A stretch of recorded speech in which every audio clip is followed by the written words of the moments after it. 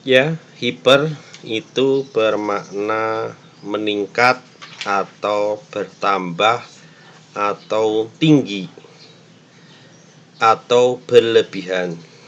Untuk hipo dapat bermakna sedikit, dapat bermakna rendah, dapat bermakna turun, dan bisa bermakna berkurang. Kemudian itis di sini artinya adalah peradangan. Itis ini termasuk dalam sufik. Kemudian osis artinya lemah, ya. Ini masuk dalam sufik juga. Nanti bisa diamati tanda strip di depan itu berarti kata tersebut adalah sufik, ya. Kemudian ostomi, ya, tindakan pembedahan untuk membuka, ya, suatu organ tubuh. Kemudian otomi juga termasuk tindakan pembedahan untuk memberikan lubang atau memberikan atau dibuka, ya, organnya sama seperti ostomi, hanya otomi itu lebih ke arah permanen. Jadi perlu dibedakan, pengucapan ostomi dan otomi itu mirip sekali. Kemudian plasti ini juga masuk dalam tindakan pembedahan untuk merapikan atau memperbaiki luka, operasi atau kerusakan pada organ tubuh. Kemudian ridge, ya, atau ragi ini bisa bermakna perdarahan, ya. Kemudian rafi, ya, rafi juga bisa bermakna hampir sama seperti plasti, hanya rafi itu lebih ke memperbaiki atau menutup, ada tindakan pembedahan, tindakan operasi untuk menutup organ yang terbuka. Kemudian rea, ya, rea itu artinya gangguan pada tubuh dengan kondisi keluarnya cairan tubuh yang berlebihan, ya. Kemudian reksis, ya, reksis itu juga gangguan pada fungsi tubuh. Kemudian sklerosis, sklerosis ini dari kata sklerosis, ya, ini bermakna gangguan yang bersifat kekakuan, ya.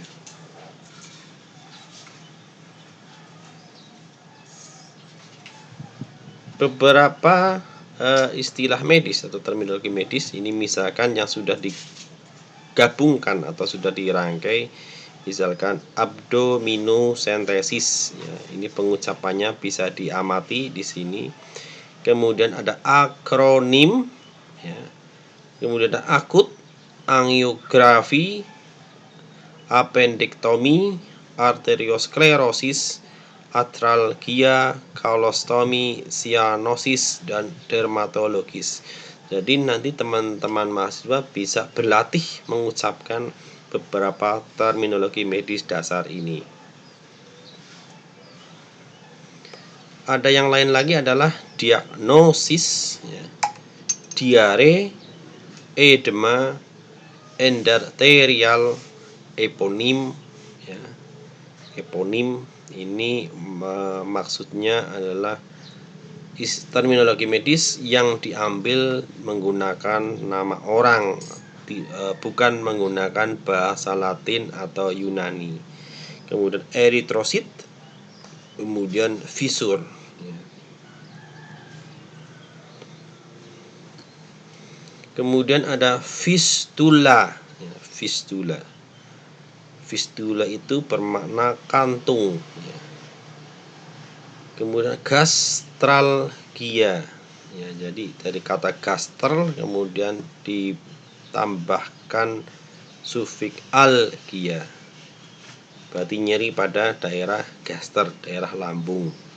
Kemudian gastritis, kemudian gastroenteritis, ya, jadi gaster itu sendiri lambung, enteritis itu usus, ya, usus halus. Kemudian ditambahkan itis berarti peradangan pada lambung dan usus, ya.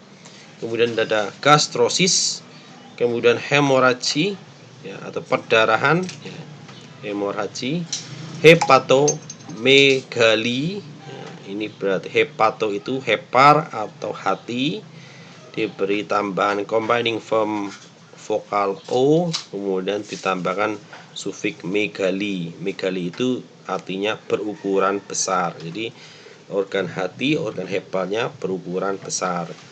Kemudian hypertension atau hipertensi, hypotension atau hipotensi. Tadi sudah saya singgung dari awal, hiper itu bisa bermakna tinggi, bisa bermakna meningkat, bisa bermakna banyak, bisa bermakna berlebihan kalau memang itu bentuknya cairan ya. Hipotensi juga sama ya. Lawan dari hiper adalah hipo ya. Kemudian infection atau infeksi ya, proses infeksi. Kemudian inflammation atau inflamasi atau peradangan. Jadi inflamasi, inflammation.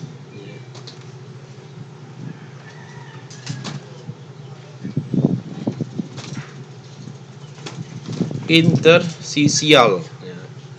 Ini berarti di antara dua, interstisial. Kemudian intramuskular ya.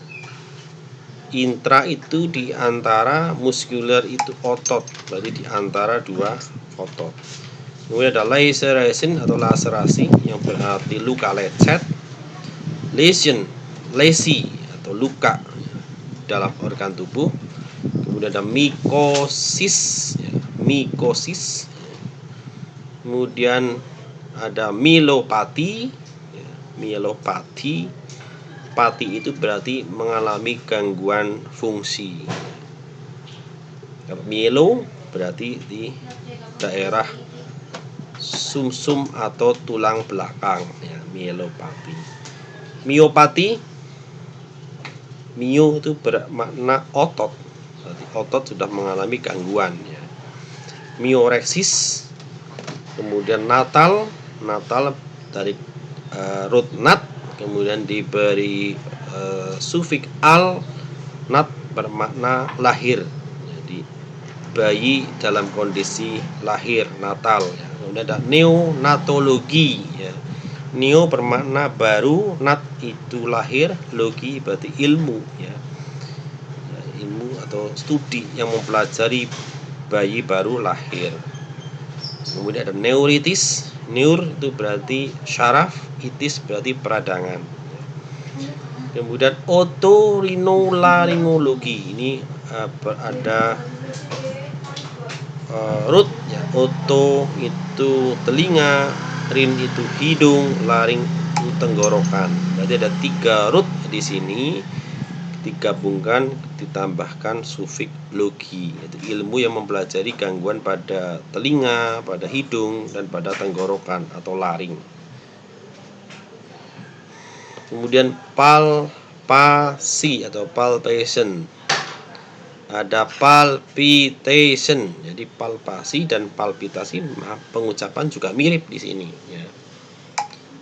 Palpasi itu metode pemeriksaan fisik dengan cara diraba ya. Kalau palpitasi itu denyut ya. Kemudian patologi ya. Logi ya. Ini mempunyai sufik logi, ilmu atau studi yang mempelajari tentang ya. Kalau pat artinya gangguan atau penyakit, jadi ilmu yang mempelajari tentang gangguan atau penyakit. Kemudian palanges ya, ini ada palanges, ini bermakna plural atau jamak. Palang berarti jari, bisa jari kaki dan bisa jari tangan. Palang itu 1, plural atau jamak atau jumlahnya lebih dari 1 namanya palanges. Kemudian poliomielitis, poliomielitis. Jadi polio itu nama gangguannya, polio, mie itu otot, kemudian itis peradangan. Kemudian prognosis atau prognose. Tunggalnya adalah prognose, pluralnya adalah prognosis. Ini prognosis bermakna prediksi yang disampaikan oleh dokter tentang kondisi penyakit dari pasiennya, ya, prognosis. Apakah prognosisnya bisa sembuh atau prognosisnya sembuhnya lama, ya. Kemudian prostat ini termasuk urut, ya, termasuk organ, namanya organ prostat, ya. Mungkin di mata kuliah biomedik kita bahas prostat, ya, organ prostat itu fungsi dan letaknya ada di mana. Kemudian pioderma, derma itu kulit, pio, jadi pio di daerah gangguan, ya, yang menyertai kulit, pioderma. Ada pirosis, ada remisi, ya, pengulangan, ya, pengulangan penyakit. Kemudian sign itu tanda, jadi nanti bisa dibedakan antara sign, tanda, dan simptom atau gejala. Tanda itu bisa dilihat menggunakan panca indera kita, apakah kulitnya merah, apakah kulitnya panas, itu sign. Kalau simptom adalah kondisi yang dirasakan oleh pasien atau orang yang sakit tersebut, ya, mungkin bisa nyeri, bisa pusing, ya, dan lain-lain. Kemudian supinasi atau supination ini bermakna arah gerak anggota badan dengan membuka ke luar, ya, supinasi, ya. Ada supuresi, ada suprakostal, ya. Supra itu atas, kostal itu iga, ya. Jadi iga di bagian iga bagian atas. Nah, tadi ini simptom. Tadi sudah disinggung antara sign dan simptom, ya. Kemudian ada lagi sindrom, ya. Ini mirip dengan simptom tadi, hanya sindrom bermakna kumpulan dari beberapa macam simptom adalah menghasilkan sindrom, ya. Contohnya pada AIDS, ya, singkatan dari AIDS, Acquired Immunodeficiency Syndrome. Sindrom, di situ ada kata sindrom, berarti kumpulan dari beberapa simptom. Kemudian tonsilitis, ya. Ini organ tonsil, ya, organ tonsil, atau bahasa yang awam atau bahasa yang biasa dipakai adalah amandel, ya. Tonsil di peradangan pada organ tonsil. Kemudian ada trauma, ya, trauma ini bisa benturan, bisa pukulan, ya, trauma. Kemudian trias, ya, triage, ya, atau triase, ya, atau tindakan memilah atau memilih kasus penyakit atau kasus kegawat daulatan pada jumlah pasien yang banyak. Ini biasanya ada di rumah sakit di gawat darurat, kemudian di kondisi bencana atau wabah, ya. Kemudian viral, ya. Viral itu artinya dari kata vir atau virus, ya, kemudian diberi sufiks al yang berkaitan dengan virus, ya, berarti keganasan suatu penyakit.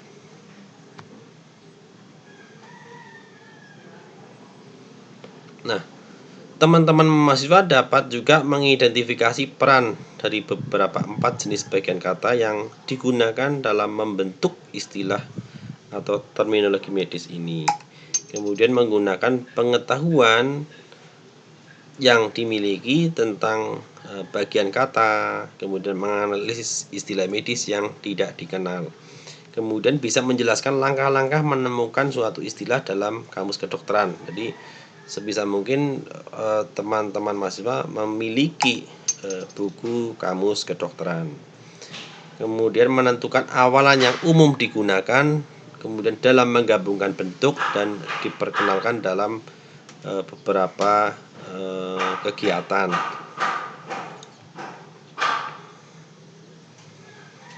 Ya, kemudian terminologi medis primer ini mempelajari istilah harus menjadi prioritas utama sebagai istilah primer yang digunakan sebagai jawaban yang benar dalam pembelajaran.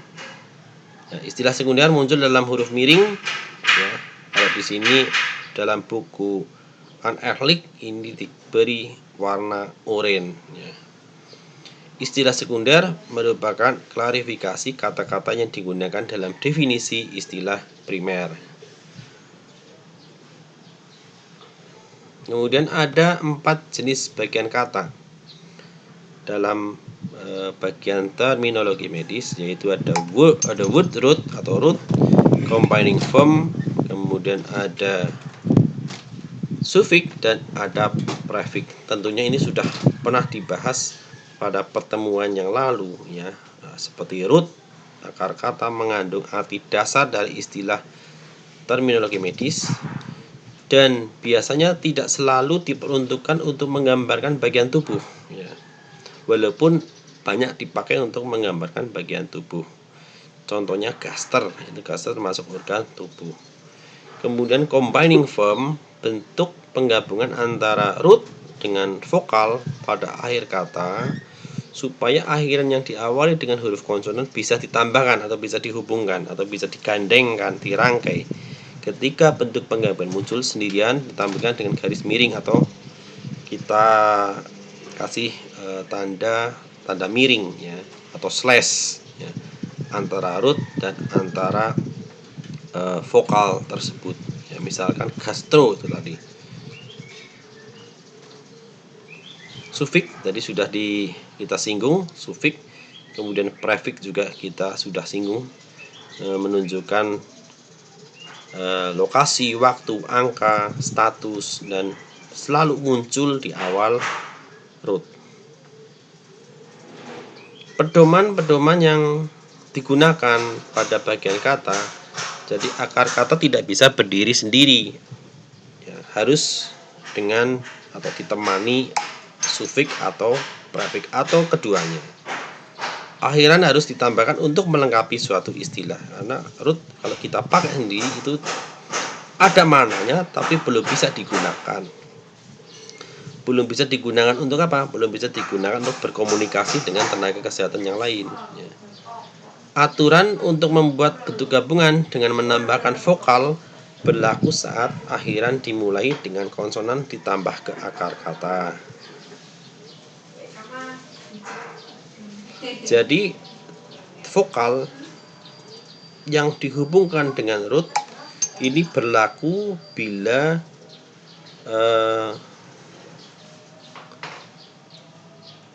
berlaku saat akhiran dimulai dengan konsonan atau akhiran root tersebut diakhiri dengan huruf konsonan ya. Kemudian ketika awalan diperlukan selalu ditempatkan di awal kata ya, seperti prefix tadi selalu ada di awal kata. Penggabungan bentuk vokal. Bentuk penggabungan vokal ditambahkan ke akhiran root dalam kondisi tertentu untuk menghasilkan istilah medis yang lebih mudah diucapkan. Akar kata sebagai penggabungan bentuk biasanya menunjukkan bagian tubuh yang terlibat. Misalkan spinal cord ya, ini dalam bahasa Inggris, kalau dalam bahasa Latin namanya myelo ya. Muscle atau otot, dari bahasa Yunaninya adalah myo ya. Myo ya, ditambahkan tanda vokal o untuk bisa dihubungkan dengan suffix. Bone atau tulang atau osteo, bone marrow atau sumsum tulang, ini namanya juga sama myelo. Jadi myelo di sini sama dengan spinal cord tadi ya. Kemudian nerve atau syaraf, bahasa Latinnya adalah neuro. Joint atau sendi, ini bahasa terminologi medisnya adalah arthro ya, diberi tanda atau huruf vokal o. Ini bisa diamati tentang gambar dari beberapa terminologi medis yang sudah saya sebutkan tadi. Ada spinal cord, muscle, bone, bone marrow atau myelo, nerve, neuro ya, dan joint atau sendi ya, bisa digambarkan atau bisa dilihat. Huruf O adalah penggabungan yang paling umum digunakan sebagai vokal dalam combining form atau combining vowel. Saat root sebagai bentuk gabungan digunakan sebuah garis miring atau slash dalam penggabungan vokal.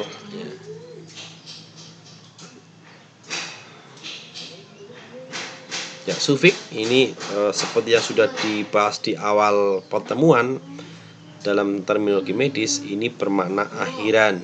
Jadi bagian kata yang ditambahkan di akhir root. Dalam terminologi medis, sufiks ini biasanya tidak selalu menunjukkan atau bermakna prosedur. Bisa juga bermakna kondisi, gangguan, penyakit. Ya. Misalkan ada organ tonsil di sini, ya, menggunakan tonsilo, ya, menggunakan huruf tanda huruf vokal. Kemudian akhiran yang ditambahkan melengkapi istilah dan memberitahu apa yang sedang terjadi pada tonsil tersebut, apakah tonsilitis atau tonsilektomi. Ya.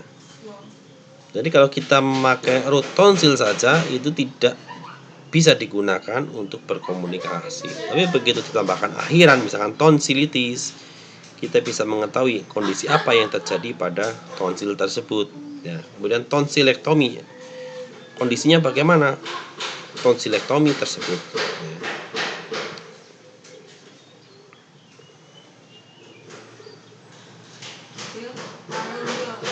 Ya, akhiran sebagai akhiran noun atau kata benda. Kata benda adalah kata yang merupakan nama orang, tempat, atau benda. Dalam terminologi medis, beberapa sufiks mengubah word root menjadi kata benda. Misalkan kranium, ya, yang merupakan bagian dari tulang tengkorak yang membungkus otak. Krani, ya, berarti tengkorak. Dan adalah kata benda yang bermakna, ya, ya. Kemudian akhiran lain yang melengkapi istilah tersebut dengan mengubah kata root, ya, yang digunakan sebagai terminologi medis. Ya. Kemudian sufiks yang bermakna berkaitan dengan, ini banyak sekali, seperti kardiak. Ya. Kardi itu bermakna jantung, sementara ak ini tidak ada artinya sebenarnya, hanya berkaitan dengan. Di kardiak itu maknanya berarti berkaitan dengan jantung.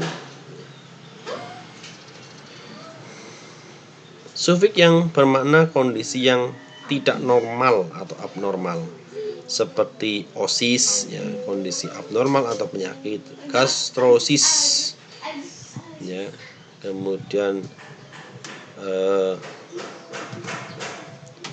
yang bermakna sufiks osis, ya, itu bermakna penyakit. Kemudian wood root atau penggabungan bentuk menunjukkan warna. Misalkan cyano berwarna biru, ya. Misalkan cyanosis, ya. Warna biru pada kulit yang disebabkan kurangnya oksigen dalam darah. Cyan itu berwarna biru, osis berwarna tidak normal atau kondisi tidak normal atau penyakit. Ya, jadi cyanosis, ya.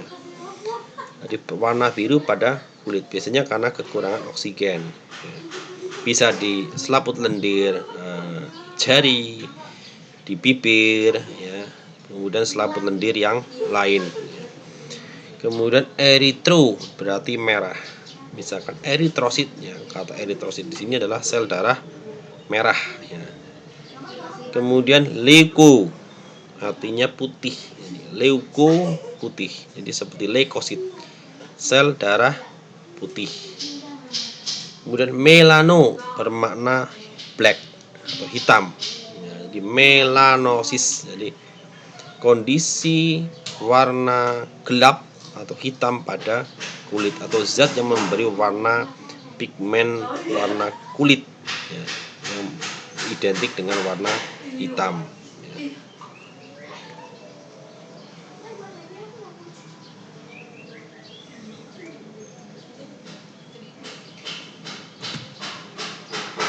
Kemudian polio grey, ini berwarna grey abu-abu. Di poliomielitis, jadi infeksi virus yang mengenai sumsum tulang belakang, ya, berwarna grey atau berwarna abu-abu. Ya, demikian terminologi medis dasar yang bisa saya sampaikan pada pertemuan kesempatan hari ini. Semoga bermanfaat bagi teman-teman mahasiswa semuanya. Masih ada beberapa materi yang kita bisa bahas untuk dilanjutkan pada pertemuan yang akan datang. Ya, terima kasih atas perhatiannya, semoga bermanfaat. Wassalamualaikum warahmatullahi wabarakatuh.